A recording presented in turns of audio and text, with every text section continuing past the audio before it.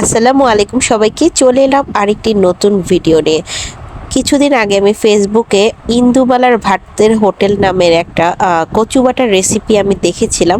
তো ওটা দেখার পর থেকে আমার সেই কচু বাটা খাওয়ার খুব ইচ্ছা হয়েছে। তো আজকে আমি সেই কচু বাটাটা করেছি, কিন্তু একটু একটু আমার নিজের মতো করেই করেছি। তো আমি এখানে প্রথমেই একটা কচুকে ভালো করে একটু হলুদ আর লবণ দিয়ে আমি সিদ্ধ করে নিয়েছি, যাতে গলা ধরার কোনো রকম চান্স না থাকে। তো নিয়ে এটা আমি ব্লেন্ড করে নিচ্ছি, আর ব্লেন্ডারে আমি কিন্তু কিছু কুচো চিংড়িও অ্যাড করে দিয়েছি। আর কড়াইতে দিয়ে দিলাম তেল, আর তেলের মধ্যে দিয়ে দিলাম কিছু গরম মশলা এবং পেঁয়াজটাকে একটু বাদামি করার পর আমি এখানে দিয়ে দিলাম আদা রসুন পেস্ট, আর একটু ফ্রোজেন আমার নারিকেল বাটা ছিল, সেই নারিকেল বাটাটাও অ্যাড করে দিয়েছি। আর সাথে দিয়েছিলাম একটু সরিষা বাটা। আর গুঁড়ো মশলার মধ্যে অ্যাড করেছিলাম হলুদের গুঁড়ো, মরিচের গুঁড়ো, ধনে গুঁড়ো, জিরের গুঁড়ো এবং সামান্য পরিমাণ রাঁধুনি গরম মশলার গুঁড়ো দিয়ে আমি সেই মশলাটাকে খুব ভালো করে তেলের উপর কষিয়ে নিয়েছি।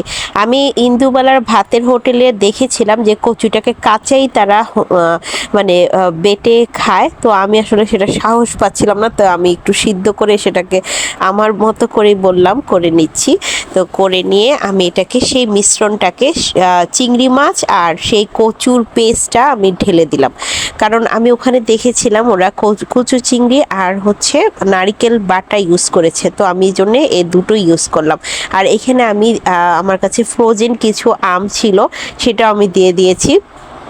দিয়ে আমি কিছু কাঁচামরিচ দিলাম, আর সর্বশেষে দিয়ে দিলাম ভাজা জিরের গুঁড়ো এবং ধনে পাতা দিয়ে আমি এটাকে ভালো করে তেলের উপর ভেজে নিচ্ছি, যতক্ষণ না কড়াইতে যে কচু বাটাটা আর তেলটা একদম আলাদা হয়ে না আসে। সর্বশেষে আমি একটু গ্রানের জন্য সরিষার তেল অ্যাড করে দিয়েছি। আপনারা অবশ্যই এটা ট্রাই করবেন। ধন্যবাদ সবাইকে। আসসালামু আলাইকুম।